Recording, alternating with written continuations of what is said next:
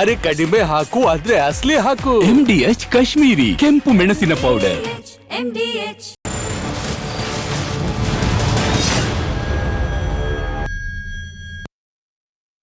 ದೀಪಾಂಜಲಿ ನಗರ bus ನಿಲ್ದಾಣದಲ್ಲಿ ದೊಡ್ಡದೊಂದು high drama create ಆಗಿದೆ. ಚಾಲಕರುಗಳು ಬೆಳಕಿನಿಂದನೂ ಕೂಡ ಪ್ರತಿಭಟನೆ ಮಾಡ್ತಾ ಇದ್ದಾರೆ.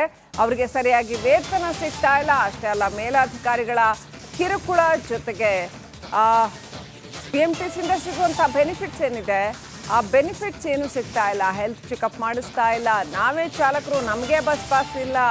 ಅಧಿಕಾರಿಗಳ ವಿರುದ್ಧ ಬಸ್ ಚಾಲಕರು ಕೆಂಡಾಮಂಡಲರಾಗಿದ್ದಾರೆ. DC ಡಿವಿಷನ್ ಕಂಟ್ರೋಲರ್ನಿಂದ ಪರ್ಮಿಷನ್ ಇದೆಯಾ ಇದನ್ನೆಲ್ಲ ರಿಪೋರ್ಟ್ ಮಾಡೋಕ್ಕೆ ಅಂತ ರಿಪಬ್ಲಿಕ್ ಕನ್ನಡದ ವರದಿಗಾರನಿಗೆ ಡಿಪೋ ಮ್ಯಾನೇಜರ್ ಧಮಕಿ ಹಾಕಿರ್ತಕ್ಕಂಥ ಘಟನೆ ಕೂಡ ನಡೆದಿದೆ. ಇದರಲ್ಲೇ ಗೊತ್ತಾಗುತ್ತೆ ಮೇಲಾಧಿಕಾರಿಗಳು ಮಾಧ್ಯಮ ಸ್ವಾತಂತ್ರ್ಯ ಇರೋ ನಮ್ಮ ಮೇಲೆ ಇಷ್ಟು ಕೂಗಾಡ್ತಾರೆ, ರೇಗಾಡ್ತಾರೆ ಅಂದರೆ ಇನ್ನು ಚಾಲಕರ ಮೇಲೆ ಎಷ್ಟರ ಮಟ್ಟಿಗೆ ಇವರು ದೌರ್ಜನ್ಯ ಎಸಗಬಹುದು ಅನ್ನುವಂಥ ಅನುಮಾನ ಮೂಡ್ತಾ ಇದೆ. ಸರ್ಕಾರ ದೇವ್ರು ಕೊಟ್ಟರು ಪೂಜಾರಿ ಕೊಡಲ್ಲ ಅನ್ನೋ ಹಾಗೆ ಸರ್ಕಾರ ಕೊಟ್ಟಿರ್ತಕ್ಕಂಥ ಅನೇಕ ಸವಲತ್ತುಗಳು ಇವರಿಗೆ ಸಿಗ್ತಾ ಇಲ್ಲ, ಡ್ರೈವರ್ಗಳಿಗೆ ಸಿಗ್ತಾ ಇಲ್ಲ.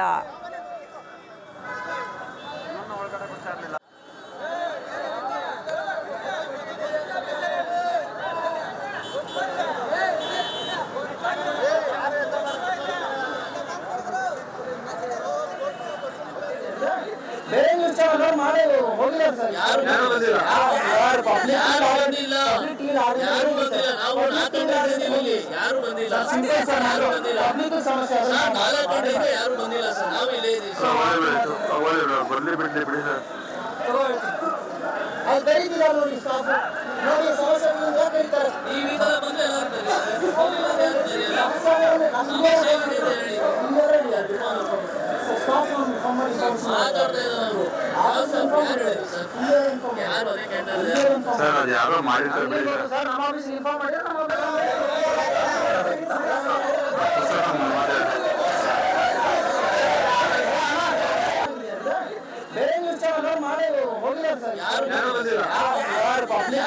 ಇನ್ನಷ್ಟು ಅಪ್ಡೇಟ್ ಪಡ್ಕೊಳ್ಳೋಣ. ನಮ್ಮ ಪ್ರತಿನಿಧಿ ಅರವಿಂದ್ ಲೈವ್ ಕನೆಕ್ಟ್ ಆಗಿದ್ದಾರೆ. ಅರವಿಂದ್, ಬೆಳಗಿನಿಂದನೂ ಕೂಡ ಅಲ್ಲಿ ಡ್ರೈವರ್ಗಳು ಪ್ರತಿಭಟನೆಯನ್ನ ನಡೆಸ್ತಾ ಇದ್ದಾರೆ. ಈಗ ಸ್ಥಳಕ್ಕೆ ಯಾರಾದರೂ ಮೇಲಧಿಕಾರಿಗಳು ಆಗಮಿಸಿ ಅವರ ಅಳಲನ್ನ ಕೇಳಿದ್ರ, ಅಥವಾ ಸಾರಿಗೆ ಸಚಿವರು ತಮ್ಮ ಅಳಲನ್ನ ಕೇಳಬೇಕು ಅಂತ ಇವರೇನಾದರೂ ಆಗ್ರಹಿಸ್ತಾ ಇದ್ದಾರಾ, ಅಥವಾ ಸಾರಿಗೆ ಸಚಿವರಿಗೆ ಈ ಸುದ್ದಿ ತಲುಪಿದೆಯಾ? ಏನಿದೆ ಪರಿಸ್ಥಿತಿ ಈಗ?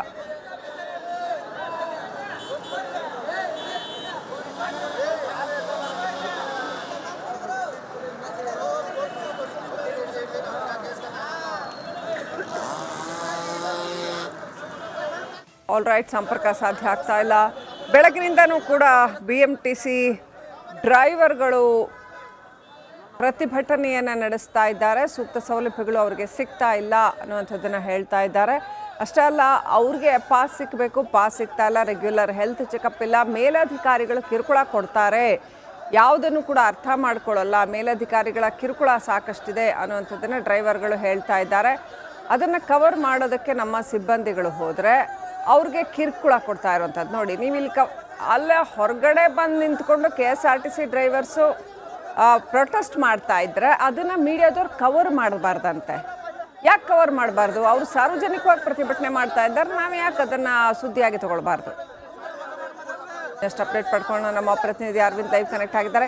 ಎಸ್ ಅರವಿಂದ್, ಈ ಕ್ಷಣದಲ್ಲಿ ಏನು ಪರಿಸ್ಥಿತಿ ಇದೆ? ಏನಾದರೂ ಮೇಲಧಿಕಾರಿಗಳು ಬಂದು ಅಲ್ಲಿ ಇವರ ಅಳಲನ್ನ ಕೇಳಿದ್ರ? ಸಾರಿಗೆ ಸಚಿವರು ಏನಾದರೂ ಬರ್ತಾರಾ ಸ್ಥಳಕ್ಕೆ? BMTC ಬಸ್ಗಳ ಓಡಾಟಕ್ಕೆ ಇದರಿಂದ ಎಷ್ಟರ ಮಟ್ಟಿಗೆ ತೊಂದರೆ ಆಗಿದೆ? ಏನೆಲ್ಲ ಅಪ್ಡೇಟ್ ಇದೆ?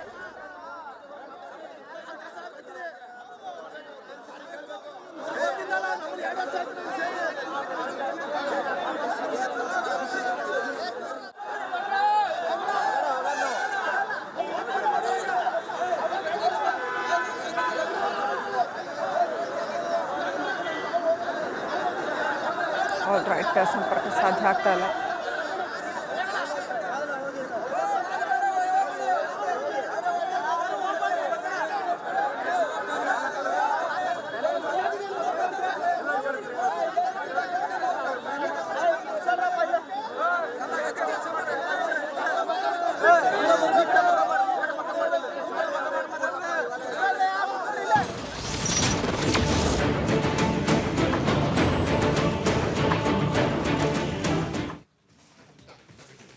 ನವೆಂಬರ್ ತಿಂಗಳಲ್ಲಿ ರಾಜ್ಯ ರಾಜಕಾರಣದಲ್ಲಿ ಬಹಳ ದೊಡ್ಡ ಸಂಚಲನ ಉಂಟಾಗುತ್ತೆ, ನವೆಂಬರ್ ಕ್ರಾಂತಿ ಆಗುತ್ತೆ ಅನ್ನುವಂಥ ಮಾತು ಪದೇ ಪದೇ ಪದೇ ಪದೇ ಕೇಳಿ ಬರ್ತಾ ಇದೆ.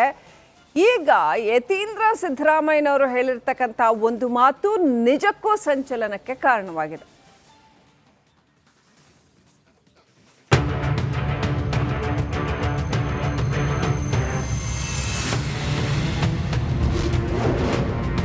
ಡಿಸಿಎಂ ಡಿಕೆ ಶಿವಕುಮಾರ್ ಕನಸಿಗೆ ಯತೀಂದ್ರ ಬಿಗ್ ಶಾಕ್. ಸತೀಶ್ ಜಾರಕಿಹೊಳಿ ನಾಯಕತ್ವಕ್ಕೆ ಜೈ ಅಂದ ಸಿದ್ದು ಪುತ್ರ. ರಾಜ್ಯ ಕಾಂಗ್ರೆಸ್ನಲ್ಲಿ ಮತ್ತೆ ಕುರ್ಚಿ ಕದನ ಎಂಬ ಬೂದಿ ಮುಚ್ಚದ ಕೆಂಡ ಪುಡಿದೇಳ್ತಾ ಇದೆ. ಸೆಪ್ಟೆಂಬರ್ ಮುಗಿದ ಬಳಿಕ ನವೆಂಬರ್ ಕ್ರಾಂತಿಯ ಮಾತುಗಳು ಶುರುವಾಗಿವೆ. ಇದರ ನಡುವೆ ಸಿಎಂ ಸಿದ್ದರಾಮಯ್ಯ ಪುತ್ರ ಯತೀಂದ್ರ ಸಿದ್ದರಾಮಯ್ಯ ಆಡಿರುವಂತಹ ಮಾತುಗಳು ಸಾಕಷ್ಟು ಕುತೂಹಲಕ್ಕೆ ಕಾರಣವಾಗಿವೆ. ಸಿದ್ದರಾಮಯ್ಯ ನಂತರ ನಾನೇ ಕಾಂಗ್ರೆಸ್ ಅಧಿಪತಿ ಎನ್ನುತ್ತಿದ್ದಂತಹ ಡಿಸಿಎಂ ಡಿಕೆ ಶಿವಕುಮಾರ್ ಅವರಿಗೆ ಯತೀಂದ್ರ ಸಿದ್ದರಾಮಯ್ಯ ಬಿಗ್ ಶಾಕ್ ನೀಡಿದ್ದಾರೆ. ಬೆಳಗಾವಿಯಲ್ಲಿ ಯತೀಂದ್ರ ಸಿದ್ದರಾಮಯ್ಯ ಆಡಿರುವಂತಹ ಮಾತು ರಾಜ್ಯ ರಾಜಕೀಯದಲ್ಲಿ ಅದರಲ್ಲೂ ಪ್ರಮುಖವಾಗಿ ಕಾಂಗ್ರೆಸ್ ಪಾಳಯದಲ್ಲಿ ಸಂಚಲನವನ್ನು ಮೂಡಿಸಿವೆ. ಸಿದ್ದರಾಮಯ್ಯ ನಂತರ ಉತ್ತರಾಧಿಕಾರಿ ಯಾರು ಎಂಬ ಪ್ರಶ್ನೆಗೆ ಯತೀಂದ್ರ ಸಿದ್ದರಾಮಯ್ಯ ಪರೋಕ್ಷವಾಗಿ ಸುಳಿವು ಕೊಟ್ಟಿದ್ದಾರೆ. ನಮ್ಮ ತಂದೆ ರಾಜಕೀಯದ ಕೊನೆಗಾಲದಲ್ಲಿದ್ದಾರೆ. ಇಂತಹ ಸಂದರ್ಭದಲ್ಲಿ ನಮಗೆ ಮಾರ್ಗದರ್ಶನ ಮಾಡಿ ಮುನ್ನಡೆಸುವವರು ಬೇಕು. ಜೊತೆಗೆ ವೈಚಾರಿಕವಾಗಿ ಪ್ರಗತಿಪರ ತತ್ವ ಸಿದ್ಧಾಂತ ಇರುವವರು ನಾಯಕರು ಬೇಕು. ಸತೀಶ್ ಜಾರಕಿಹೊಳಿಯಲ್ಲಿ ಈ ಜವಾಬ್ದಾರಿ ನಿಭಾಯಿಸುವ ಗುಣಗಳಿವೆ ಎಂದಿದ್ದಾರೆ. ಇವತ್ತು ತಂದೆಯವರು ಈಗ ಇನ್ನೇನು ರಾಜಕೀಯ ಕೊನೆಗಾಲದಲ್ಲಿದ್ದಾರೆ, ಅವರ ರಾಜಕೀಯ ಬದುಕಿನ ಕೊನೆ ಘಟ್ಟದಲ್ಲಿದ್ದಾರೆ. ಅಂತ ಸಮಯದಲ್ಲಿ ಈ ರೀತಿ ವೈಚಾರಿಕವಾಗಿ ಪ್ರಗತಿಪರವಾದಂತಹ ಸಿದ್ಧಾಂತ ಇಟ್ಕೊಂಡಿರೋರಿಗೆ ಮಾರ್ಗದರ್ಶನ ಮಾಡೋದಕ್ಕೆ, ಅವ್ರಿಗೆ ನೇತೃತ್ವ ವಹಿಸ್ಕೊಳ್ಳೋಕೆ ಒಬ್ರು ನಾಯಕರು ಬೇಕು. ಜಾರಕಿಹೊಳಿ ಅವರು ಅಂತ ಒಂದು ಜವಾಬ್ದಾರಿ ವಹಿಸ್ಕೋತಾರೆ. ಕಾಂಗ್ರೆಸ್ ಪಕ್ಷ ಸಿದ್ಧಾಂತ ನಂಬಿಕೆ ಇಟ್ಕೊಂಡಿರುವಂತ ಎಲ್ಲ ರಾಜಕಾರಣಿಗಳಿಗೆ, ಯುವ ನಾಯಕರಿಗೆ ಅವ್ರು ಮಾದರಿಯಾಗಿ ನಮ್ಮನ್ನು ಮುನ್ನಡೆಸ್ತಾರೆ ಅನ್ನೋ ಒಂದು ನಂಬಿಕೆ ನನಗಿದೆ. ಸೊ ಹಾಗಾಗಿ ಈ ರೀತಿ ಒಂದು ತತ್ವಬದ್ಧತೆ ಇರುವಂತಹ ನಾಯಕ ಸಿಗೋದು ಬಹಳ ಕಷ್ಟ. ಅಂತ ಕೆಲಸನ ಜಾರಕಿಹೊಳಿ ಮಾಡ್ತಿದ್ದಾರೆ. ಅಂತ ಕೆಲಸ ಮುಂದುವರಿಸಲಿ. ಜಾತ್ಯತೀತ ಹೊಂದಿರುವ ಸತೀಶ್ ಜಾರಕಿಹೊಳಿ ಮುನ್ನಡೆಸಲಿ. ಸಿದ್ದರಾಮಯ್ಯ ಬಳಿಕ ಉತ್ತರಾಧಿಕಾರಿ ಸತೀಶ್ ಜಾರಕಿಹೊಳಿ ಎಂಬ ಮಾತನ್ನ ಯತೀಂದ್ರ ಸಿದ್ದರಾಮಯ್ಯ ಸಮರ್ಥಿಸಿಕೊಂಡರು. ತಂದೆಯವರು ಯಾವಾಗಲೂ ಕೂಡ ಸಾಮಾಜಿಕ ನ್ಯಾಯದಲ್ಲಿ ನಂಬಿಕೆ ಇಟ್ಕೊಂಡಿರುವಂಥವ್ರು, ಕಾಂಗ್ರೆಸ್ ಜಾತ್ಯತೀತ ಸಿದ್ಧಾಂತ ನಂಬಿಕೆ ಇಟ್ಕೊಂಡಿರೋರು. ಅದೇ ಸಿದ್ಧಾಂತಗಳಲ್ಲಿ ಸತೀಶ್ ಜಾರಕಿಹೊಳಿ ಅವರು ಕೂಡ ನಂಬಿಕೆ ಇಟ್ಕೊಂಡು ಅದೇ ಪ್ರಕಾರ ನಡ್ಕೊಂಡು ಹೋಗ್ತಿರೋರು. 2028 ಆದಮೇಲೆ ಚುನಾವಣೆಗೆ ತಂದೆಯವ್ರು ನಿಂತ್ಕೊಳ್ಳಲ್ಲ ಅಂತ ಹೇಳಿದ್ದಾರೆ. ಸೊ ಅದಾದಮೇಲೆ ಆ ಕಾಂಗ್ರೆಸ್ ಸಿದ್ಧಾಂತನ ಇಟ್ಕೊಂಡು, ಜಾತ್ಯತೀತ ಸಿದ್ಧಾಂತ ಇಟ್ಕೊಂಡು ಎಷ್ಟೊಂದು ಜನ ರಾಜಕಾರಣಿಗಳು ಇದ್ದಾರೆ ನಮ್ಮ ಪಕ್ಷದಲ್ಲಿ, ಬಹಳಷ್ಟು ಯುವ ರಾಜಕಾರಣಿಗಳಿದ್ದಾರೆ. ಸೊ ಅವ್ರನ್ನೆಲ್ಲ ಅವ್ರು ಲೀಡ್ ಮಾಡಲಿ, ಅವ್ರಿಗೆಲ್ಲರೂ ಮಾರ್ಗದರ್ಶನ ಕೊಡಲಿ ಅಂತ ಅಷ್ಟೇ. ನಾನು ರಾಜಕೀಯ ಉತ್ತರಾಧಿಕಾರಿ ಬಗ್ಗೆ ಮಾತನಾಡಿದ್ರೆ ನಾನು ಹೇಳಿದ್ದು ಸೈದ್ಧಾಂತಿಕವಾಗಿ ರಾಜಕಾರಣ ಮಾಡೋರಿಗೆ ಅವರು ಲೀಡ್ ಮಾಡಲಿ. ಯಾಕೆಂದ್ರೆ ಅವರು ಕೂಡ ಒಬ್ಬರು ಸೈದ್ಧಾಂತಿಕ ರಾಜಕಾರಣಿ. ಸೊ ಅಂಥವ್ರನ್ನ ಅವ್ರು ಲೀಡ್ ಮಾಡಲಿ ಅಂತ. ನವೆಂಬರ್ ಕ್ರಾಂತಿ ಅನ್ನೋದೆಲ್ಲ ಬರೀ ಊಹಾಪೋಹ ಆ ರೀತಿ ಬರೀ ಮಾತನಾಡ್ಕೊಂಡೇ ಬರ್ತಿದ್ದಾರೆ. ಯಾವುದೇ ನಾಯಕತ್ವದ ಬದಲಾವಣೆ ಪ್ರಶ್ನೆ ಇಲ್ಲ, ಆ ಥರ ಚರ್ಚೆ ಪಕ್ಷದಲ್ಲಿ ನಡೆದಿಲ್ಲ ಅಂತಲೇ ನಾನು ಉತ್ತರ ಹೇಳಿ. ನಂಗೇನ್ರಿ ಗೊತ್ತು, ಹೋಗಿ ಅವರನ್ನೇ ಕೇಳಿ. ಇನ್ನು ಯತೀಂದ್ರ ಸಿದ್ದರಾಮಯ್ಯ ಹೇಳಿಕೆಯಿಂದ ಕಾಂಗ್ರೆಸ್ನಲ್ಲಿ ಹಲ್ಚಲ್ ಶುರುವಾಗಿದೆ. ಡಿಸಿಎಂ ಡಿಕೆ ಶಿವಕುಮಾರ್ ಯತೀಂದ್ರ ವಿರುದ್ಧ ಗರಂ ಆಗಿದ್ದಾರೆ. ಅಲ್ಲದೆ ವ್ಯಕ್ತಿ ಪೂಜೆ ಬೇಡ, ಪಕ್ಷ ಪೂಜೆ ಮಾಡಿ ಅಂತ ಸಿದ್ದರಾಮಯ್ಯ ಮತ್ತು ಬಣಕ್ಕೆ ಟಾಂಗ್ ಕೊಟ್ಟಿದ್ದಾರೆ ಡಿಕೆಶಿ. ಅವ್ರ ಹತ್ರನೇ ಕೇಳಿ, ಅವ್ರು ಏನು ಹೇಳಿದ್ದಾರೆ ನೀವು ಅವ್ರು ಕೇಳಬೇಕು, ನನಗೆ ಕೇಳಿದ್ರೆ ಏನಾಗ್ಬೋದು?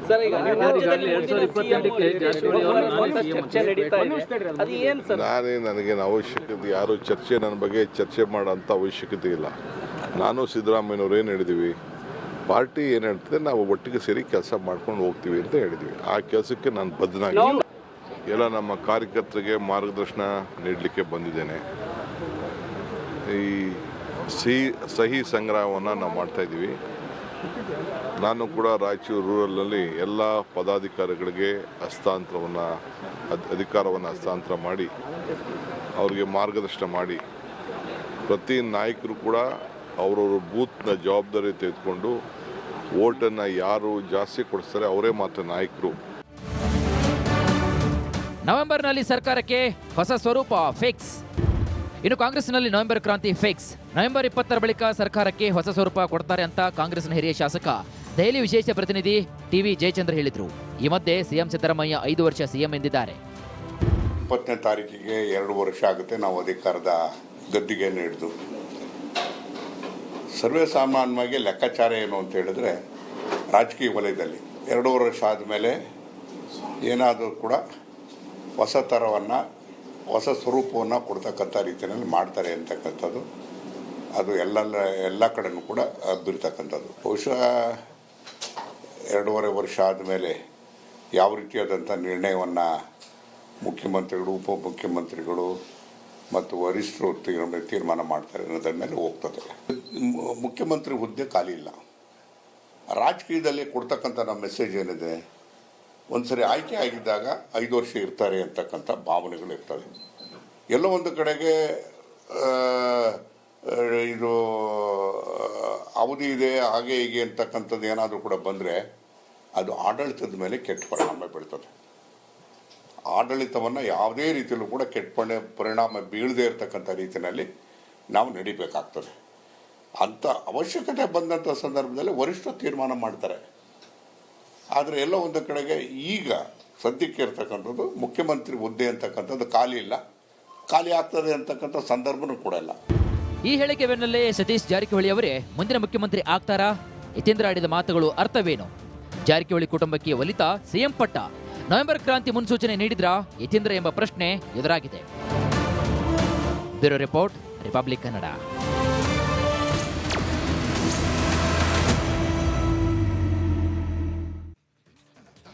ಏನಂತಂದರೆ ನವೆಂಬರ್ 20ನೇ ತಾರೀಕಿಗೆ ಸಿದ್ದರಾಮಯ್ಯ 2.5 ವರ್ಷ ಕಂಪ್ಲೀಟ್ ಮಾಡ್ತಾರೆ. ಸೊ ಈಗ ಗೊತ್ತಾಗತ್ತೆ ಅಸಲಿ ಕಥೆ ಏನು ಅಂತ. CM DCM ಎರಡೂ ಬಣಗಳು ಕೂಡ ತಮ್ಮದೇ ಆದ ದಾಳಗಳೊಂದಿಗೆ ನವೆಂಬರ್ ಕ್ರಾಂತಿಯನ್ನು ಎದುರಿಸೋದಕ್ಕೆ ಸಿದ್ಧವಾಗಿವೆ ಅಂತ ಹೇಳಲಾಗ್ತಾ ಇದೆ. ರಾಜ್ಯ ಕಾಂಗ್ರೆಸ್ನಲ್ಲಿ ಮತ್ತೆ ನವೆಂಬರ್ ಕ್ರಾಂತಿಯ ಕಿಡಿ ಹೊತ್ತಿಕೊಳ್ತಾ ಇದೆ. ಬೆಂಕಿಯಿಂದ ಇಷ್ಟೆಲ್ಲ ಹೊಗೆ ಆಡುತ್ತೇನ್ರಿ ಅಂತ ಕೆಲವರು ಕೇಳ್ತಾ ಇದ್ದಾರೆ. ಪ್ರತ್ಯೇಕ ರಾಜಕೀಯ ದಾಳದೊಂದಿಗೆ ಎರಡೂ ಬಣಗಳು ಸಿದ್ಧವಾಗಿವೆ ಅಂತ ಹೇಳಲಾಗ್ತಾ ಇದೆ. ರಾಹುಲ್ ಗಾಂಧಿ ರಾಜ್ಯಕ್ಕೆ ಬರ್ತಾರೆ ಅಂತ ಹೇಳಲಾಗ್ತಾ ಇದೆ ನವೆಂಬರ್ನಲ್ಲಿ. ಏನಾಗತ್ತೆ ಹಾಗಾದ್ರೆ 2.5 ವರ್ಷದ ಗಡಿ ದಾಟಿದ ಮೇಲೆ ಏನಾಗತ್ತೆ ಕಾದು ನೋಡಬೇಕಾಗಿದೆ. ಕಾಂಗ್ರೆಸ್ನಲ್ಲಿ ಒಟ್ಟಿನಲ್ಲಿ ರಾಜ್ಯ ಕಾಂಗ್ರೆಸ್ನಲ್ಲಿ ನವೆಂಬರ್ ಕ್ರಾಂತಿಯ ಕಿಡಿಯಂತೂ ಹೊತ್ಕೊಂಡಿದೆ, ಕ್ಲಿಯರ್ ಆಗಿ ಗೊತ್ತಾಗತ್ತೆ. ಯತೀಂದ್ರ ಸಿದ್ದರಾಮಯ್ಯನವರು ಒಂದು ಕಡೆ ಸತೀಶ್ ಜಾರಕಿಹೊಳಿ ಅವರ ಹೆಸರು ಹೇಳ್ತಾರೆ, ಮತ್ತೊಂದು ಕಡೆ DCM DK ಶಿವಕುಮಾರ್ ಅವರು ಅವ್ರನ್ನೇ ಕೇಳಿ ನಂಗೇನು ಗೊತ್ತು ಅಂತಾರೆ.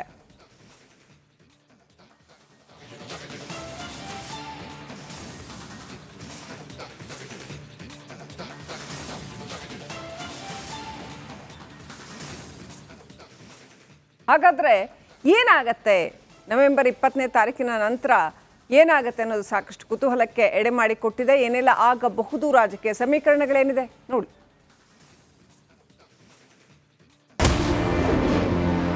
ಕಾಂಗ್ರೆಸ್ನಲ್ಲಿ ಮತ್ತೆ ನಾಯಕತ್ವ ಬದಲಾವಣೆ ಸುನಾಮಿ. ರಾಜಕೀಯ ದಾಳ ಉರುಳಿಸಲು ಸಜ್ಜಾದ 2 ಬಣಗಳು. ರಾಜ್ಯ ರಾಜಕೀಯದಲ್ಲಿ ಮುಖ್ಯಮಂತ್ರಿ ಪಟ್ಟದ ಚರ್ಚೆ ತೀವ್ರಗೊಂಡಿದೆ. ಅತ್ತ DCM DK ಶಿವಕುಮಾರ್ ಸಂಕಲ್ಪ ಬೆನ್ನಲ್ಲೇ ಇತ್ತ ಡಾಕ್ಟರ್ ಯತೀಂದ್ರ ಅಹಿಂದ ನಾಯಕತ್ವದ ದಾಳವನ್ನ ಉರುಳಿಸಿದ್ದಾರೆ. ಆ ಮೂಲಕ ಮುಖ್ಯಮಂತ್ರಿ ಸಿದ್ದರಾಮಯ್ಯ ನಂತರ ಯಾರು ಎಂಬ ಪ್ರಶ್ನೆಗೆ ಸಚಿವ ಸತೀಶ್ ಜಾರಕಿಹೊಳಿ ಹೆಸರನ್ನ ಮುನ್ನೆಲೆಗೆ ತಂದಿದ್ದಾರೆ. ಈ ಮಧ್ಯೆ ನವೆಂಬರ್ 20ಕ್ಕೆ 2.5 ವರ್ಷ ತುಂಬುತ್ತಿದ್ದು, ಈ ವೇಳೆ ತಮ್ಮದೇ ರಾಜಕೀಯ ದಾಳಗಳೊಂದಿಗೆ ಸಿದ್ದರಾಮಯ್ಯ DK ಶಿವಕುಮಾರ್ ಬಣಗಳು ಸಜ್ಜಾಗಿವೆ.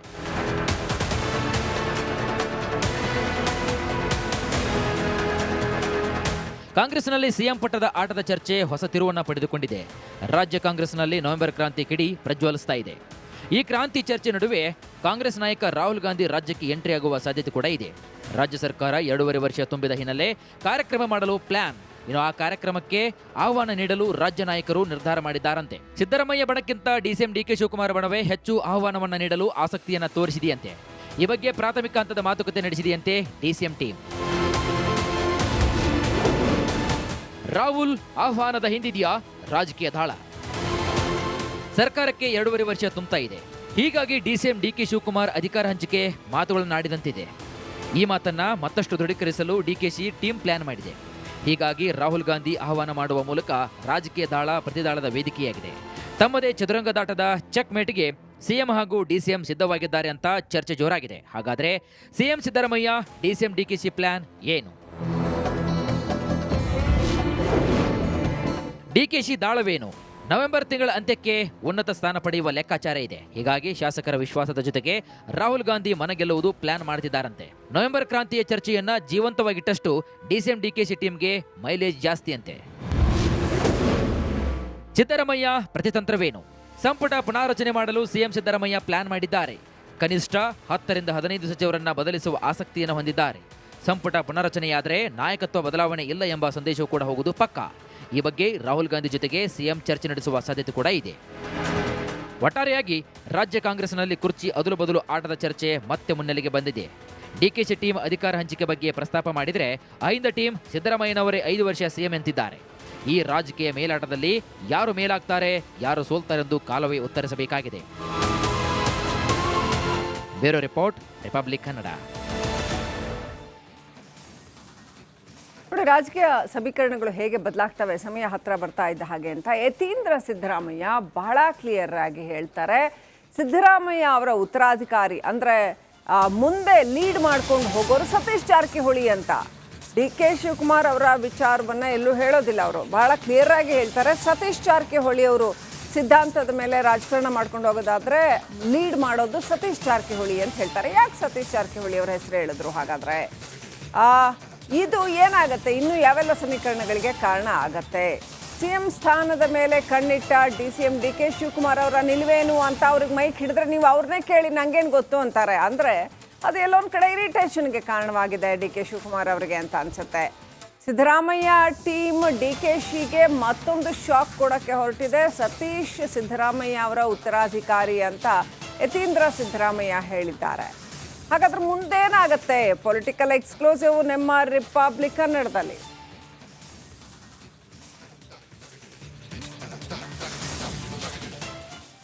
ರಾಜಕಾರಣದಲ್ಲಿ ಯಾರು ಕೂಡ ಪರ್ಮನೆಂಟ್ ಆಗಿ ಶತ್ರುಗಳು ಅಲ್ಲ, ಪರ್ಮನೆಂಟ್ ಆಗಿ ಮಿತ್ರರು ಅಲ್ಲ. ನೋಡಿ, ಕಾಂಗ್ರೆಸ್ನಲ್ಲಿ ಒಂದು ಕ್ರಾಂತಿ ನಿಜಕ್ಕೂ ಆಗತ್ತಾ? ಒಂದು ವೇಳೆ ಹೀಗಾದ್ರೆ ಸತೀಶ್ ಜಾರಕಿಹೊಳಿ ಮುಂದಿನ ಸಿಎಂ ಅಂತ ಏನಾದರೂ ಆದರೆ DCM ಡಿ ಕೆ ಶಿವಕುಮಾರ್ ಏನ್ ಮಾಡ್ತಾರೆ? ಕಾಂಗ್ರೆಸ್ ತೊರೆದು ಬಿಜೆಪಿ ಸೇರ್ತಾರಾ DCM DKಶಿ? ಮಹಾರಾಷ್ಟ್ರ ಮಾದರಿಯಲ್ಲಿ ಕರ್ನಾಟಕದ ಶಿಂಧೆ ಆಗ್ತಾರಾ? ಕಾಂಗ್ರೆಸ್ ಪಕ್ಷದ ಶಿಸ್ತಿನ ಸಿಪಾಯಿ ಬಂಡಾಯಗಾರ ಆಗ್ತಾರಾ? ಆ ಸಾಧ್ಯತೆಗಳಿದೆಯಾ? ಏನೂ ಆಗಬಹುದು. ಅಸ್ಸಾಮಲ್ಲಿ ಹಿಮಂತ ಬಿಸ್ವಾ ಶರ್ಮಾ ಸೇರ್ಲಿಲ್ವಾ? ಕಾಂಗ್ರೆಸ್ ತೊರೆದು ಬಿಜೆಪಿ ಸೇರ್ತಾರಾ ಅನ್ನೋ ಟಾಕ್ ಶುರುವಾಗಿದೆ. ಮಹಾರಾಷ್ಟ್ರ ಮಾದರಿಯಲ್ಲೇ ಕರ್ನಾಟಕದ ಶಿಂಧೆ ಆಗ್ತಾರಾ? ಕಾಂಗ್ರೆಸ್ ಪಕ್ಷದ ಶಿಸ್ತಿನ ಸಿಪಾಯಿ ಅಂತ ಹೇಳ್ಕೊಳ್ಳುವ ಡಿ ಕೆ ಶಿವಕುಮಾರ್ ಬಿಜೆಪಿ ಸೇರೋ ಸಾಧ್ಯತೆಗಳಿದೆಯಾ?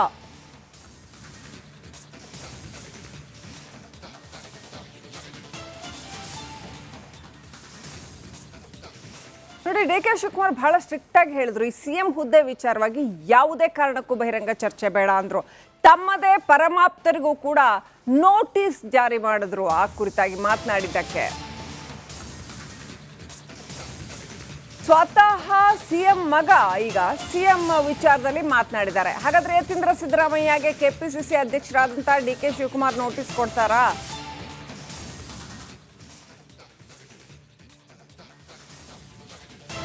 ಸತೀಶ್ ಜಾರಕಿಹೊಳಿ ಅವರು ಸಿಎಂ ಆಗೋ ಸನ್ನಿವೇಶ ಬಂದರೆ ಡಿ ಕೆ ಶಿವಕುಮಾರ್ ಏನ್ ಮಾಡ್ತಾರೆ? ಸತೀಶ್ ಅವರನ್ನ ಸಿಎಂ ಮಾಡಬೇಕು ಅನ್ನೋ ಕಂಡೀಷನ್ ಮೇಲೆ ಸಿದ್ದರಾಮಯ್ಯ ಅಧಿಕಾರ ಹಸ್ತಾಂತರ ಮಾಡೋದಕ್ಕೆ ಒಪ್ಕೊಂಡ್ರು ಅಂತ ಅಂದರೆ ಹಾಗಾದ್ರೆ ಆಗ ಡಿ ಕೆ ಶಿವಕುಮಾರ್ ಏನ್ ಮಾಡ್ತಾರೆ? ಕಾಂಗ್ರೆಸ್ ತೊರೆದು ಬಿಜೆಪಿ ಸೇರ್ತಾರಾ? ನನಗೆ ಸಿಗದ ಸಿಎಂ ಸ್ಥಾನ ಸತೀಶ್ ಜಾರಕಿಹೊಳಿ ಅವ್ರಿಗೆ ಯಾಕೆ ಸಿಗಬೇಕು ಅಂತ ಏನಾದರೂ ಡಿಸೈಡ್ ಮಾಡಿ ಪಕ್ಷ ಒಡೆದು ಹೊರಬರ್ತಾರಾ? ಬಿಜೆಪಿ ಬೆಂಬಲದೊಂದಿಗೆ ಸರ್ಕಾರ ರಚನೆ ಮಾಡ್ತಾರಾ? ಅಥವಾ ಬಿಜೆಪಿನೇ ಅಧಿಕೃತವಾಗಿ ಸೇರಿ ಬಿಜೆಪಿಯಿಂದ ಮುಖ್ಯಮಂತ್ರಿ ಆಗ್ತಾರಾ?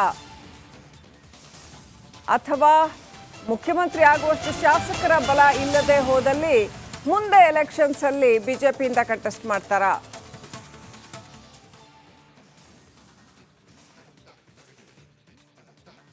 ನೆಕ್ಸ್ಟ್ ಅಪ್ಡೇಟ್ ಪಡ್ಕೊಳ್ಳೋಣ. ನಮ್ಮ ಪ್ರತಿನಿಧಿ ಹನುಮಂತ ಲೈವ್ ಕನೆಕ್ಟ್ ಆಗಿದ್ದಾರೆ. ಹನುಮಂತು, ಅಂತೂ ಇಂತೂ ರಾಜ್ಯ ರಾಜಕಾರಣ ಒಂದು ಅತ್ಯಂತ ಕುತೂಹಲಕಾರಿ ಘಟ್ಟಕ್ಕೆ ಬಂದು ನಿಂತಿದೆ. ನವೆಂಬರ್ 20ನೇ ತಾರೀಕು ಏನಾಗುತ್ತೆ, ಅದ್ರ ನಂತರ ಏನಾಗುತ್ತೆ ಅನ್ನೋದು ಒಂದು ಕಡೆ ಅತ್ಯಂತ ಕುತೂಹಲ ಆದರೆ ಈಗಾಗಲೇ ಅದಕ್ಕೆ ವಿಸಿಲ್ ಬ್ಲೋ ಆಗಿಬಿಟ್ಟಿದೆ ಯತೀಂದ್ರ ಸಿದ್ದರಾಮಯ್ಯ ಅವರ ಕಡೆಯಿಂದ.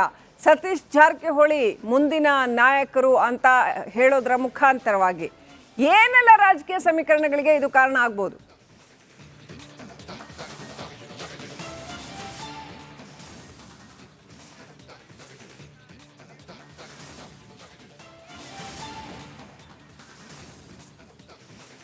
ಖಂಡಿತ ಶ್ರೀಲಕ್ಷ್ಮಿ, ನವೆಂಬರ್ 20ಕ್ಕೆ ಸರಿಯಾಗಿ 27 ದಿನಗಳು ಮಾತ್ರ ಬಾಕಿ ಇದ್ದಾವೆ. ಈ ನಡುವೆ ಕಾಂಗ್ರೆಸ್ನಲ್ಲಿ ಇನ್ನೂ ಕೂಡ ನವೆಂಬರ್ ಕ್ರಾಂತಿಯ ಕಿಡಿ ಜೀವಂತವಾಗಿಯೇ ಇದೆ, ಬೂದಿ ಮುಚ್ಚಿದ ಕೆಂಡದಂತೆ ಇದೆ. ಅದಕ್ಕೆ ಆಗಾಗ ಚರ್ಚೆಯ ಮುನ್ನೆಲೆಗೆ ಬರ್ತಾ ಇರ್ತದೆ, ಮತ್ತೆ ಸೈಲೆಂಟ್ ಆಗ್ತಾ ಇರ್ತದೆ. ಇದೀಗ ಮತ್ತೆ ಒಂದು ನಾಯಕತ್ವ ಬದಲಾವಣೆಯ ವಿಚಾರ ಸಾಕಷ್ಟು ಚರ್ಚೆಗೆ ಗ್ರಾಸವಾಗಿದೆ. ಅದು ಯಾಕೆ ಅಂತಂದು ಹೇಳಿದ್ರೆ ಯತೀಂದ್ರ ಸಿದ್ದರಾಮಯ್ಯನವರು ಕೊಟ್ಟಂತ ಒಂದು ಹೇಳಿಕೆ ಏನಿದೆ ಅದು ಇಡೀ ರಾಜ್ಯ ರಾಜಕೀಯದಷ್ಟು ಮಾತ್ರ ಅಲ್ಲ, ಕಾಂಗ್ರೆಸ್ ಕೋಟೆಯೊಳಗಡೆ ಮತ್ತಷ್ಟು ಸಂಚಲನವನ್ನು ಮೂಡಿಸುವಂತ ನಿಟ್ಟಿನಲ್ಲಿ ಇದೆ.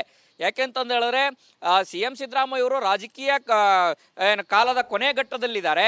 ಆ ಒಂದು ಹಿನ್ನೆಲೆಯಲ್ಲಿ ಯುವ ರಾಜಕಾರಣಿಗಳಿಗೆ ನಾಯಕತ್ವವನ್ನು ಮಾರ್ಗದರ್ಶನ ಕೊಡುವಂಥ ನಿಭಾಯಿಸುವಂಥ ಸಾಮರ್ಥ್ಯ ಸತೀಶ್ ಜಾರಕಿಹೊಳಿ ಅವರಿಗಿದ್ದಾರೆ ಅನ್ನುವಂಥ ಒಂದು ಹೇಳಿಕೆ ಏನಿದೆ ಅದು ಎಲ್ಲ ಒಂದು ಕಡೆಗೆ ಬೇರೆ ಬೇರೆ ಆಯಾಮಗಳಲ್ಲಿ ಚರ್ಚೆಗೆ ನಾಂದಿ ಆಡಿದೆ.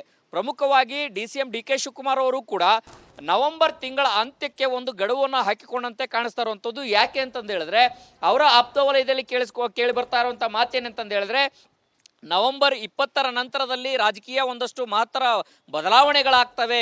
ಆ ಒಂದು ನಿಟ್ಟಿನಲ್ಲಿ DCM DK ಶಿವಕುಮಾರ್ ಅವರು CM ಆಗ್ಬಿಡ್ತಾರೆ ಅನ್ನೋಂಥ ಚರ್ಚೆಗಳು ಈ ಕ್ಷಣದವರೆಗೂ ಕೂಡ ಜೀವಂತವಾಗಿ ಅವರ ಆಪ್ತರಿಟ್ಟಿರುವಂಥದ್ದು. ಯಾಕೆಂದ್ರೆ ಬಹಿರಂಗವಾಗಿ ಯಾರು ಕೂಡ ಮಾತನಾಡದಿದ್ರೂ ಕೂಡ ಆಂತರಿಕವಾಗಿ ಅಂಥದ್ದೊಂದು ಚರ್ಚೆಯನ್ನು ಜೀವಂತವಾಗಿ ಇರಿಸುವಂಥ ಪ್ರಯತ್ನಗಳನ್ನು ಮಾಡ್ತಾ ಇರುವಂಥದ್ದು.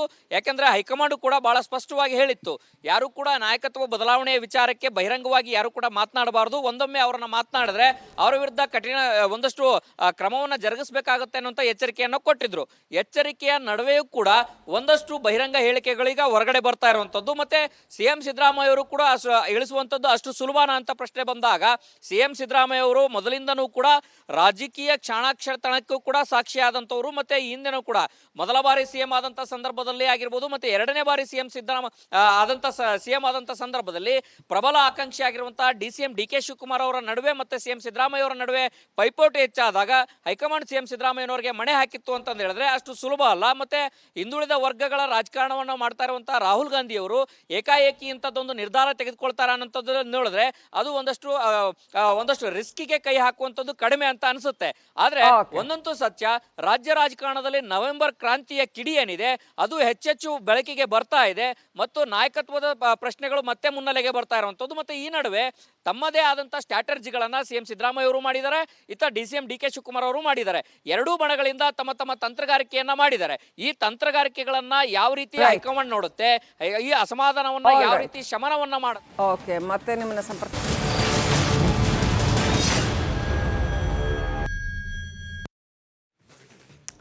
Welcome back. ಈ KPCC ಅಧ್ಯಕ್ಷರಾದವರಿಗೆ ಮುಖ್ಯಮಂತ್ರಿ ಸ್ಥಾನ ಒಲಿಯಲ್ವಾ?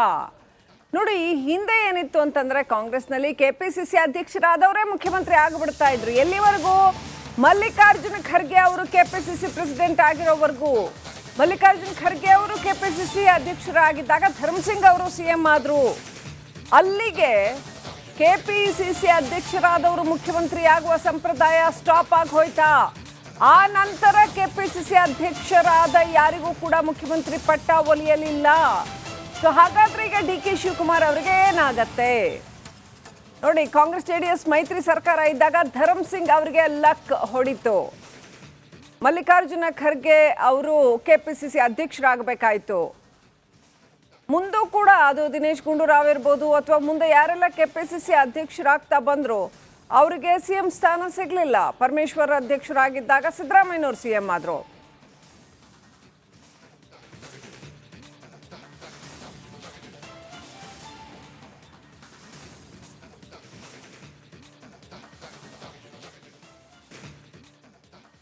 ನಮಸ್ಕಾರ, ನೀವು ನೋಡ್ತಾ ಇದ್ದೀರಾ ರಿಪಬ್ಲಿಕ್ ಕನ್ನಡ. ನಾನು ಅಶ್ವಿನಿ ದೇವಾಡಿಗ. CM ಸ್ಥಾನದ ಮೇಲೆ ಕಣ್ಣಿಟ್ಟಿದ್ದಾರೆ DK ಶಿವಕುಮಾರ್. ಆದರೆ ಆ DK ಶಿವಕುಮಾರ್ಗೆ ಈಗ ಶಾಕ್ ಮೇಲೆ ಶಾಕ್ ಎದುರಾಗ್ತಾ ಇದೆ. ಏಕಾಏಕಿಯಾಗಿ ಸತೀಶ್ ಜಾರಕಿಹೊಳಿ ಅವರ ಹೆಸರು ಮುನ್ನೆಲೆಗೆ ಬಂತು. ಆದರೆ ಏಕಾಏಕಿಯಾಗಿ ಈ ಹೆಸರು ಮುನ್ನೆಲೆಗೆ ಬಂದಿದ್ದಲ್ಲ ಅನ್ನುವಂಥದ್ದು ಕೂಡ ಗೊತ್ತಿರುವಂತಹ ವಿಚಾರ. ಆದರೆ ಮುನ್ನೆಲೆಗೆ ಬಂದಿದ್ದು ಯಾಕೆ ಅನ್ನೋ ಪ್ರಶ್ನೆ. DK ಶಿವಕುಮಾರ್ ಅವರನ್ನ ಕಟ್ಟಿ ಹಾಕೋದಿಕ್ಕೆ ಸಿದ್ದರಾಮಯ್ಯ ಟೀಮ್ ಹಾಗಾದರೆ ಮಾಡಿದ್ದಂಥ ತಂತ್ರ ಏನು? ಆತ್ಮವಿಮರ್ಶೆಯೊಂದಿಗೆ ಅಖಾಡಕ್ಕಿಳಿತಾ ಹಾಗಾದರೆ ಸಿದ್ದರಾಮಯ್ಯ ಬಣ ಈ ಹಿಂದೆ ಮಾಡಿದಂಥ ಒಂದಷ್ಟು ತಪ್ಪುಗಳು ಇದರಿಂದ ಪಾಠ ಕಲಿತು ಹೊಸ ದಾಳವನ್ನ ಹೂಡಿದ್ರ ಹಾಗಾದರೆ ಅನ್ನೋ ಪ್ರಶ್ನೆ. ರಿಪಬ್ಲಿಕ್ ಕನ್ನಡದಲ್ಲಿ ಸಿದ್ದರಾಮಯ್ಯ ಅವರ ಟೀಮ್ನ ರಣತಂತ್ರದ ಸೀಕ್ರೆಟ್ ನಿಮ್ಮ ಮುಂದೆ. ಈ ಹಿಂದೆ ಸಿದ್ದರಾಮಯ್ಯ ಬಣ ಒಂದಷ್ಟು ಹೇಳಿಕೆಗಳನ್ನ ಕೊಟ್ಟು ಎಡವಟ್ಟುಗಳನ್ನ ಮಾಡಿಕೊಂಡಿದ್ರು. ಆ ರೀತಿ ಆಗಬಾರದು ಅನ್ನುವಂಥ ನಿಟ್ಟಿನಲ್ಲಿ ಹೊಸ ದಾಳ ಪ್ರಯೋಗ.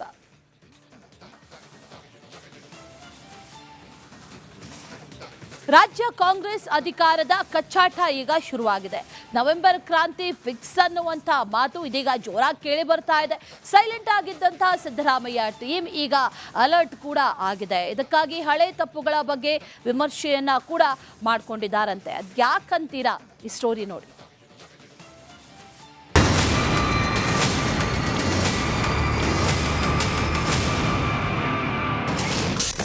ರಾಜ್ಯ ಕಾಂಗ್ರೆಸ್ನಲ್ಲಿ ನವೆಂಬರ್ ಕ್ರಾಂತಿ ಕಿಡಿ.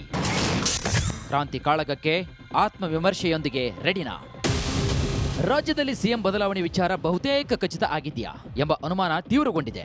ಇದಕ್ಕೆ ಪೂರಕ ಎಂಬಂತೆ ಸಿಎಂ ಸಿದ್ದರಾಮಯ್ಯ ಪುತ್ರ ಯತೀಂದ್ರ ಸಿದ್ದರಾಮಯ್ಯ ನೀಡಿರುವಂತಹ ಹೇಳಿಕೆ ಸಾಕಷ್ಟು ಚರ್ಚೆಗೆ ಗ್ರಾಸವಾಗ್ತಾ ಇದೆ. ಈ ನಡುವೆ ಯತೀಂದ್ರ ಸಚಿವ ಸತೀಶ್ ಜಾರಕಿಹೊಳಿ ಅವರತ್ತ ಬ್ಯಾಟ್ ಬೀಸಿದ್ದು ಕಾಂಗ್ರೆಸ್ ಪಾಳೆಯದಲ್ಲಿ ತಳಮಳ ಸೃಷ್ಟಿಯಾಗಿದೆ. ಸಿದ್ದರಾಮಯ್ಯ ಉತ್ತರಾಧಿಕಾರಿ ಯಾರು ಎಂಬ ಪ್ರಶ್ನೆಯೂ ಉದ್ಭವವಾಗಿದ್ದು, ಈ ಮಧ್ಯೆ ಸಿಎಂ ಟೀಮ್ನಲ್ಲಿ ಗುರುತಿಸಿಕೊಂಡಿರುವಂತಹ ಸಚಿವರಿಂದ ಸ್ವಯಂ ವಿಮರ್ಶೆ ಮಾಡಿಕೊಳ್ಳಲು ಮುಂದಾಗಿದ್ದಾರೆ. ಹೌದು, ಅಧಿಕಾರಕ್ಕೇರಿದ ಹುಮ್ಮಸ್ಸಿನಲ್ಲಿ ತೇಲಿದ್ದ ಸಿಎಂ ಸಿದ್ದರಾಮಯ್ಯ ಬಣ ಸರ್ಕಾರ ಆದ ದಿನದಿಂದಲೂ ಕೆಲ ತಪ್ಪುಗಳನ್ನ ಮಾಡಿಕೊಂಡು ಬಂದಿತ್ತು. ಇದನ್ನೇ ಟಾರ್ಗೆಟ್ ಮಾಡಿದ್ದ ಹೈಕಮಾಂಡ್ ಸಿದ್ದರಾಮಯ್ಯ ಬಣದ ನಾಯಕರನ್ನ ಟಾರ್ಗೆಟ್ ಮಾಡಿತ್ತು. ಇದೀಗ ಆ ತಪ್ಪುಗಳನ್ನ ಗುರುತಿಸಿಕೊಂಡಿರುವಂತಹ ಸಚಿವರು ವಿಮರ್ಶೆ ಮಾಡಿಕೊಂಡು ದಾಳ ಉರುಳಿಸಲು ಮುಂದಾಗಿದೆ. ಇದರ ಭಾಗವಾಗಿ ಯತೀಂದ್ರ ಸಿದ್ದರಾಮಯ್ಯ ವೈಚಾರಿಕ ತತ್ವ ಸಿದ್ಧಾಂತ ನಾಯಕರು ಬೇಕು ಎಂಬ ದಾಳವನ್ನ ಉರುಳಿಸಿದ್ದಾರೆ. ಡಿಸಿಎಂ ಡಿಕೆ ಶಿವಕುಮಾರ್ರನ್ನ ಪ್ರಾರಂಭದಲ್ಲಿ ಕಟ್ಟಿ ಹಾಕಬೇಕಾಗಿತ್ತು. ಸಿಎಂ ಸ್ಥಾನ ಘೋಷಣೆ ಆಗ್ತಾ ಇದ್ದಂತೆ ಸಿದ್ದರಾಮಯ್ಯ ವಾಪಸ್ ಆಗಿದ್ದು, ಸಿದ್ದರಾಮಯ್ಯ ವಾಪಸ್ ಆದ ಬಳಿಕ ಪ್ರಬಲ ಖಾತೆಗಳಿಗೆ ಡಿಕೆಶಿ ಪಟ್ಟಿನ ಹಿನ್ನೆಲೆಯಲ್ಲಿ ಪ್ರಬಲ ಖಾತೆಗಳ ಜೊತೆಗೆ ಕೆಲವೊಂದಿಷ್ಟು ಸೂಚನೆ ಹೊಂದಾಣಿಕೆ ಮಾಡಿಕೊಂಡು ಹೋಗಿ ಎಂಬ ಹೈಕಮಾಂಡ್ ಅಪ್ಪನೆ. ಈ ಸೂಚನೆ ಹಿನ್ನೆಲೆ ಡಿಕೆಶಿ ಬಣದಿಂದ ಪವರ್ ಶೇರಿಂಗ್ ಚರ್ಚೆ ಚಾಲ್ತಿ. ಲೋಕಸಭೆ ಚುನಾವಣೆ ಮುಗಿದ ಮೇಲೆ ಕೆಪಿಸಿಸಿ ಅಧ್ಯಕ್ಷರ ಬದಲಾವಣೆಯ ಚರ್ಚೆ. ಸರ್ಕಾರ ರಚನೆ ವೇಳೆ ಲೋಕಸಭೆ ಬಳಿಕ ಅಧ್ಯಕ್ಷರ ಬದಲಾವಣೆ ಮಾಡ್ತೀವಿ ಎಂದಿದ್ದ ಎಐಸಿಸಿ ಪ್ರಧಾನ ಕಾರ್ಯದರ್ಶಿ ಕೆಸಿ ವೇಣುಗೋಪಾಲ್ ಲೋಕಸಭೆ ಫಲಿತಾಂಶದ ಬಳಿಕವೂ ಸೈಲೆಂಟ್ ಆಗಿದ್ದಂತಹ ಸಿಎಂ ಟೀಮ್ ಕೆಪಿಸಿಸಿ ಅಧ್ಯಕ್ಷರ ಬದಲಾವಣೆ ಬಗ್ಗೆ ರಾಜಣ್ಣ ಬಿಟ್ಟು ಉಳಿದವರು ಮಾತನಾಡಲಿಲ್ಲ. ಇದಾದ ಮೇಲೆ 3 ಹೆಚ್ಚುವರಿ ಡಿಸಿಎಂ ಸ್ಥಾನ ಬೇಕು ಎಂದ ರಾಜಣ್ಣ ಬೇಡಿಕೆ ಸರ್ಕಾರ ರಚನೆ ವೇಳೆ ಮಾತನಾಡಿದೆ. ಈಗ ಯಾಕೆ ಕೇಳ್ತೀರಾ ಎಂದಿದ್ದ ಹೈಕಮಾಂಡ್ ಈ ಎಲ್ಲಾ ತಪ್ಪಿನ ಅರಿವಾದ ಕಾರಣ ಡಿಕೆಶಿ ಟೀಮ್ ಕಟ್ಟಿ ಹಾಕಲು ವಿಮರ್ಶೆ ಮಾಡಿಕೊಂಡಿದ್ದಾರೆ. ಒಟ್ಟಾರೆಯಾಗಿ ಸಿಎಂ ಸಿದ್ದರಾಮಯ್ಯ ಟೀಮ್ ಸರ್ಕಾರ ಬಂದು 2.5 ವರ್ಷ ಆದಮೇಲೆ ಈ ಹಿಂದೆ ಮಾಡಿದಂತಹ ತಪ್ಪನ್ನ ಅರ್ಥ ಮಾಡಿಕೊಂಡು ಈ ತಪ್ಪುಗಳ ಚರ್ಚೆ ಮುಂದಿನ ದಾಳ ಉರುಳಿಸಲು ಟಗರು ಟೀಮ್ ಸಜ್ಜಾಗಿದೆಯಂತೆ. Bureau report, republic Kannada. ಇದೇ ವಿಚಾರಕ್ಕೆ ಸಂಬಂಧಪಟ್ಟಂತೆ ಡೀಟೇಲ್ಸ್ ಅನ್ನ ಕೊಡ್ತಾರೆ ನಮ್ಮ ಪ್ರತಿನಿಧಿ ಹನುಮಂತು. ನೇರ ಸಂಪರ್ಕದಲ್ಲಿ ಜಾಯಿನ್ ಆಗ್ತಾ ಇದ್ದಾರೆ. ಹನುಮಂತು, ರಾಜ್ಯ ರಾಜಕೀಯದಲ್ಲಿ ಒಂದಷ್ಟು ಬೆಳವಣಿಗೆಗಳಂತೂ ನಡೀತಾ ಇದೆ. ನವೆಂಬರ್ ಕ್ರಾಂತಿ ಅಂತೂ ಫಿಕ್ಸ್ ಆದರೆ ಯಾವ ರೀತಿಯಾಗಿ ಆಗುತ್ತೆ ಅನ್ನುವಂತಹ ಪ್ರಶ್ನೆ. ಆದರೆ ಇಲ್ಲಿ ಈ ಸಿಎಂ ಬಣ ಉರುಳಿಸಿರುವಂತಹ ದಾಳ ಈ ಬಾರಿ ಬಹಳ ವಿಭಿನ್ನವಾಗಿದೆ ಅನ್ನೋದನ್ನ ಗಮನಿಸ್ತಾ ಇದ್ದೀವಿ. ಡೀಟೇಲ್ಸ್ ಅನ್ನ ಕೊಡ್ತಾ ಹೋಗೋದಾದ್ರೆ ಹನುಮಂತು.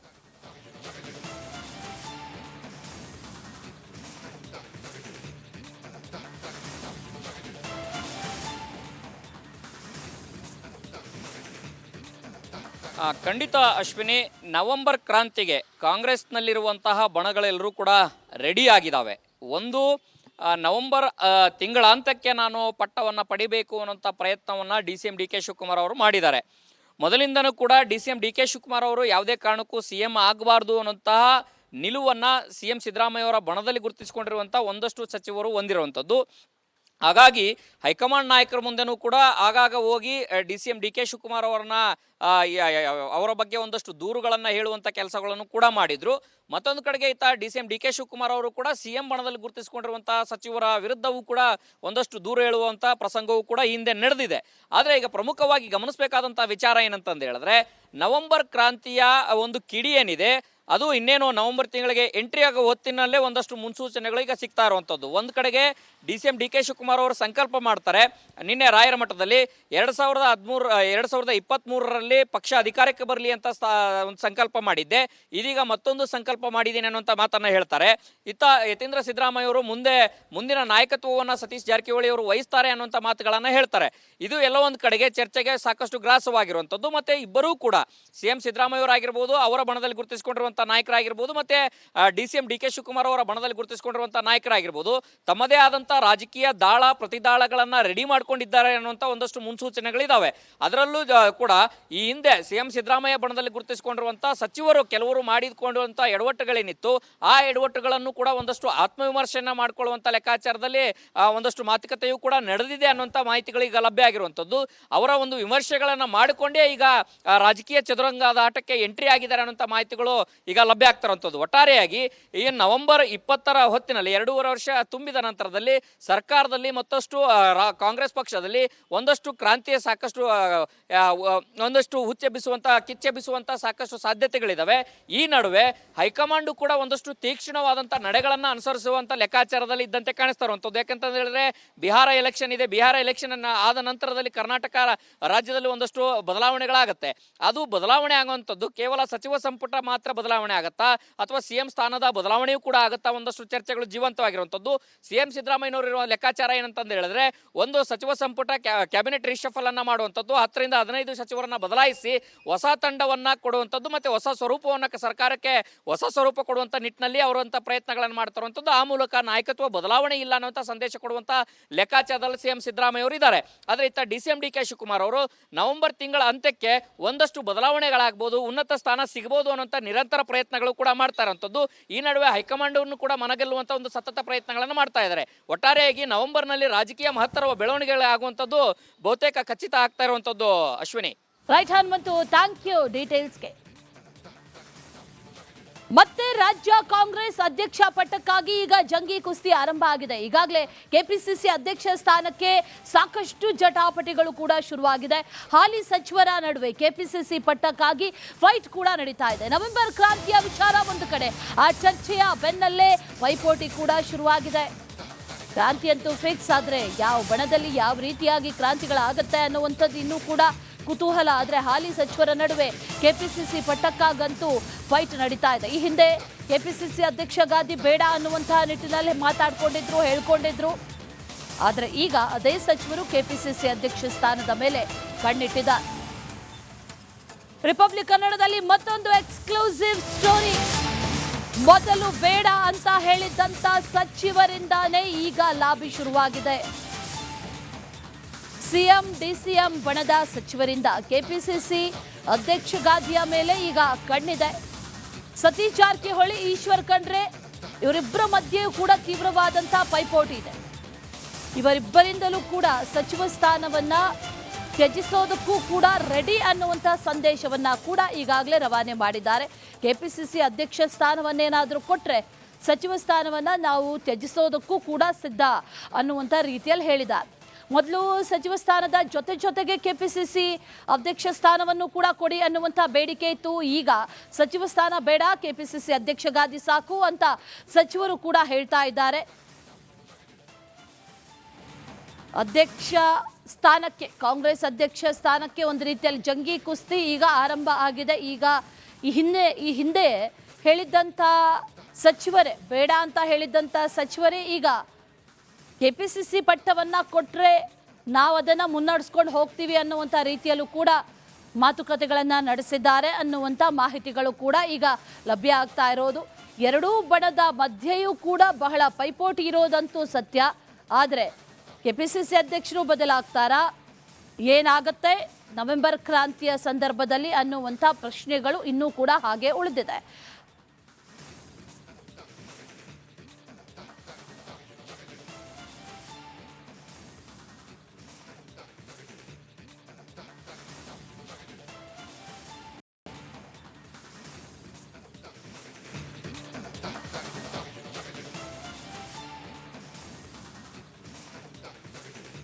ಸಿಎಂ ಹಾಗೂ ಡಿಸಿಎಂ ಬಣದ ನಡುವೆ ಪೈಪೋಟಿ. ಕೆಪಿಸಿಸಿ ಅಧ್ಯಕ್ಷ ಗಾದಿಯ ಮೇಲೆ ಸಚಿವರು ಕಣ್ಣಿಟ್ಟಿದ್ದಾರೆ. ಅಧ್ಯಕ್ಷ ಸ್ಥಾನವನ್ನು ಪಡೆದ್ರೆ 2028ರಲ್ಲಿ ನಡೆಯುವಂಥ ಚುನಾವಣೆಯಲ್ಲಿ ಅವರದ್ದೇ ನೇತೃತ್ವ ಇರುತ್ತೆ. ಅದರ ಜೊತೆಯಲ್ಲಿ ಸಚಿವ ಸ್ಥಾನವನ್ನ ಹೊಂದಿದ್ರು. ಸಚಿವ ಸ್ಥಾನವನ್ನ ಮೊದಲು ಬಿಟ್ಕೊಡೋದಕ್ಕೆ ತಯಾರಿರಲಿಲ್ಲ. ಅದರ ಜೊತೆಯಲ್ಲಿ ಈ ಅಧ್ಯಕ್ಷ ಗಾದಿಯನ್ನು ಕೊಡಿ ಅನ್ನುವಂಥ ರೀತಿಯಲ್ಲೂ ಕೂಡ ಮಾತುಕತೆಗಳಾಗಿದ್ವು. ಆದರೆ ಈಗ ಬದಲಾದಂತಹ ಸಂದರ್ಭದಲ್ಲಿ ಸಚಿವ ಸ್ಥಾನವನ್ನು ತ್ಯಾಗ ಮಾಡೋದಕ್ಕೂ ಕೂಡ ರೆಡಿಯಾಗಿದ್ದಾರೆ ಅನ್ನುವಂಥ ಮಾಹಿತಿ ಇದೆ.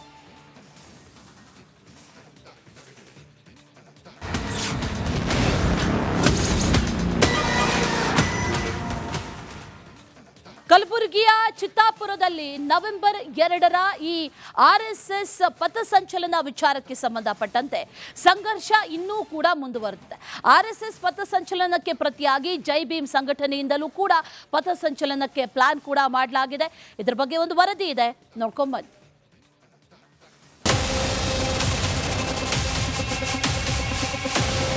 ಕಲಬುರಗಿಯ ಚಿತ್ತಾಪುರದಲ್ಲಿ ನವೆಂಬರ್ 2ರ ಆರ್ಎಸ್ಎಸ್ ಪಥಸಂಚಲನ ವಿಚಾರಕ್ಕೆ ಸಂಬಂಧಿಸಿದಂತೆ ಸಂಘರ್ಷ ಮುಂದುವರೆದಿದೆ. ಆರ್ಎಸ್ಎಸ್ ಪಥಸಂಚಲನಕ್ಕೆ ಪ್ರತಿಯಾಗಿ ಜೈ ಭೀಮ್ ಸಂಘಟನೆಯಿಂದಲೂ ಕೂಡ ಪಥಸಂಚಲನಕ್ಕೆ ಪ್ಲಾನ್ ಮಾಡಲಾಗಿದೆ. ಗ್ರಾಮೀಣಾಭಿವೃದ್ಧಿ ಮತ್ತು ಪಂಚಾಯತ್ ರಾಜ್ ಸಚಿವ ಪ್ರಿಯಾಂಕ್ ಖರ್ಗೆ ಪ್ರತಿನಿಧಿಸುವಂತಹ ಚಿತ್ತಾಪುರ ಕ್ಷೇತ್ರದಲ್ಲಿ ಆರ್ಎಸ್ಎಸ್ ಪಥಸಂಚಲನಕ್ಕೆ ಮನವಿ ಸಲ್ಲಿಸಿದಂತಹ ಬೆನ್ನಲ್ಲೇ ದಲಿತ ಸಂಘಟನೆಗಳು ಅರ್ಜಿ ಸಲ್ಲಿಸಿವೆ. ನವೆಂಬರ್ 2ರಂದೇ ನಮಗೂ ಪಥಸಂಚಲನಕ್ಕೆ ಅನುಮತಿ ಕೊಡಿ ಅಂತ ಭೀಮ್ ಆರ್ಮಿ ದಲಿತ ಸಂಘಟನೆಗಳು ಮನವಿ ಸಲ್ಲಿಕೆ ಮಾಡಿವೆ. ಜಿಲ್ಲಾಡಳಿತಕ್ಕೆ ಭೀಮ್ ಆರ್ಮಿ ಹಾಗೂ ಭಾರತೀಯ ದಲಿತ ಪ್ಯಾಂಥರ್ ಸಂಘಟನೆ ಮುಖಂಡರು ಮನವಿ ಸಲ್ಲಿಕೆ ಮಾಡಿದ್ದಾರೆ. ಹೀಗಾಗಿ ಆರ್ಎಸ್ಎಸ್ ವರ್ಸಸ್ ದಲಿತ ಸಂಘಟನೆಗಳ ಮಧ್ಯೆ ಪಥಸಂಚಲನ ಸಮರ ಶುರುವಾಗಿದೆ. ಚಿತ್ತಾಪುರದಲ್ಲಿ ಒಂದೇ ದಿನ 2 ಬೇರೆ ಬೇರೆ ಸಂಘಟನೆಗಳು ರ್ಯಾಲಿ ಮತ್ತು ಪಥಸಂಚಲನಕ್ಕೆ ಮನವಿ ಮಾಡಿವೆ.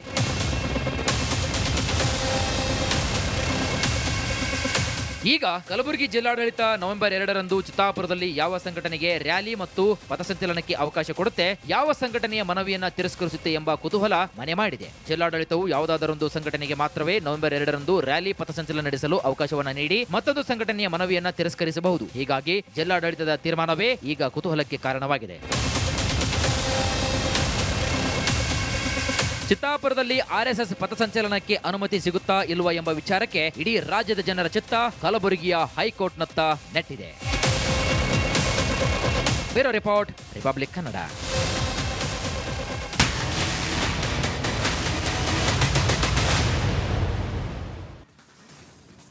ಆರ್ಎಸ್ಎಸ್ ಅನ್ನ ಟೀಕಿಸುವಂತಹ ಬರದಲ್ಲಿ ಹಿಂದೂ ಧರ್ಮಕ್ಕೆ ಅವಹೇಳನ ಮಾಡಿದ್ದಾರೆ. ಮತ್ತೆ ಹಿಂದೂಗಳ ಭಾವನೆಯನ್ನ ಕೆಳಕಿದ್ದಾರೆ ಬಿಕೆ ಹರಿಪ್ರಸಾದ್. ಎಣ್ಣೆ ಕುಡಿದು ಡಿಜೆ ಹಾಕಿ ಮಸೀದಿ ಮುಂದೆ ಡ್ಯಾನ್ಸ್ ಮಾಡ್ತಾರೆ ಅನ್ನುವಂಥ ಸ್ಟೇಟ್ಮೆಂಟ್ ಅನ್ನ ಕೊಟ್ಟಿರೋದು ಬಿಕೆ ಹರಿಪ್ರಸಾದ್. ಇದು ಯಾವ ಸಾಂಸ್ಕೃತಿಕ ಚಟುವಟಿಕೆ ಅಂತ ಬಿಕೆ ಹರಿಪ್ರಸಾದ್ ಒಂದು ಸ್ಟೇಟ್ಮೆಂಟ್ ಕೊಟ್ಟಿದ್ದಾರೆ. ಈಗ ಈ ಸ್ಟೇಟ್ಮೆಂಟ್ ಇಂದ ಸಾಕಷ್ಟು ಆಕ್ರೋಶಗಳು ವ್ಯಕ್ತವಾಗ್ತಾ ಇದೆ. ಆರ್ಎಸ್ಎಸ್ ಯಾವ ಸಾಂಸ್ಕೃತಿಕ ಕಾರ್ಯಕ್ರಮಗಳಲ್ಲಿ ಭಾಗಿಯಾಗಿದೆ? ಆರ್ಎಸ್ಎಸ್ ತ್ರಿವರ್ಣ ಧ್ವಜ, ರಾಷ್ಟ್ರಗೀತೆ, ಸಂವಿಧಾನಕ್ಕೆ ಗೌರವ ಕೊಡಲ್ಲ ಅಂತ ಬಿಕೆ ಹರಿಪ್ರಸಾದ್ ಹೇಳಿರೋದು. ದ್ವೇಷದ ಮೂಲಕ ಪರೋಕ್ಷವಾಗಿ ಅಧಿಕಾರಕ್ಕೆ ಬಂದಿದ್ದಾರೆ ಅಂತ ಬಿಕೆ ಹರಿಪ್ರಸಾದ್ ಹೇಳಿದ್ದಾರೆ. ದೇಶಭಕ್ತಿ ಇವ್ರು ಹೇಳಿಕೊಟ್ಟಿರೋದು ಏನು ಅಂದ್ರೆ, ಗಣೇಶ ಅಣ್ಣಮ್ಮ ಮಾರಮ್ಮದ್ದು ಹಬ್ಬ ಆಗುವ ಸಂದರ್ಭದಲ್ಲಿ ಡಿಜೆ ತೆಗೆದುಕೊಂಡ್ಬಂದು ಎಣ್ಣೆ ಹಾಕೊಂಡು ಮಸೀದಿ ಮುಂದೆ ಡ್ಯಾನ್ಸ್ ಆಡೋ, ಚರ್ಚ್ ಮುಂದೆ ಡ್ಯಾನ್ಸ್ ಆಡೋ ಅನ್ನೋದು ಹೇಳ್ಕೊಂಡಿದ್ದಾರೆ. ಇದು ಧರ್ಮ ಅಲ್ಲ. ಆದ್ರಿಂದ ಇವರು ಎಲ್ಲೋದ್ರೂ ಸಹ ಪ್ರಚೋದನಕಾರಿ ಕೆಲಸಗಳು ಮಾಡ್ತಕ್ಕಂಥದ್ದು ನಾವು ನೋಡ್ತಾ ಇರ್ತಕ್ಕಂಥದ್ದು ನೋಡಿದ್ದೀವಿ. ಯಾಕಂದ್ರೆ ದೇಶಭಕ್ತಿ ಅಂದ್ರೆ ಏನು? ಈ ಕಾಲಘಟ್ಟದಲ್ಲಿ ದೇಶಭಕ್ತಿ ಅಂದ್ರೆ ಯಾರು ಸಂವಿಧಾನಕ್ಕೆ ಗೌರವ ಕೊಡ್ತಾರೆ, ಯಾರು ತ್ರಿವರ್ಣ ಧ್ವಜಕ್ಕೆ ಗೌರವ ಸಲ್ಲಿಸ್ತಾರೆ, ಯಾರು ರಾಷ್ಟ್ರಗೀತೆಗೆ ಗೌರವ ಸಲ್ಲಿಸ್ತಾರೆ, ಅವರು ದೇಶಭಕ್ತರು ಅಂತಾಗುತ್ತೆ. ಈ 3 ವಿಚಾರದಲ್ಲೂ ಸಹ ಆರ್ಎಸ್ಎಸ್ ನ ಸ್ವಯಂ ಸೇವಕರು ವಿರುದ್ಧ ಇದ್ದಾರೆ. ಮಹಾತ್ಮ ಗಾಂಧಿ ಅವರ ಇವತ್ತಿಗೂ ಸಹ ಇವರು ರಾಷ್ಟ್ರಪಿತ ಅಂತ ಒಪ್ಕೊಳ್ತಾ ಇಲ್ಲ. ಆದ್ರಿಂದ ಇವರು ಮಾಡ್ತಕ್ಕಂಥದ್ದು ಕಾನೂನು ಬಾಹಿರವಾದಂತ ಕೆಲಸ ಅಂತ ಹೇಳಿ ನಾನು ಹೇಳಲಿಕ್ಕೆ ಇಚ್ಛೆ ಬೀಳ್ತಾನೆ. ಇವ್ರು ಇದರ ಕೆಂಪು ಬಣ್ಣ ಅದ್ಭುತ, ಖಾರ ಕಡಿಮೆ ಆದರೂ ರುಚಿಕರ. MDH ಕಾಶ್ಮೀರಿ.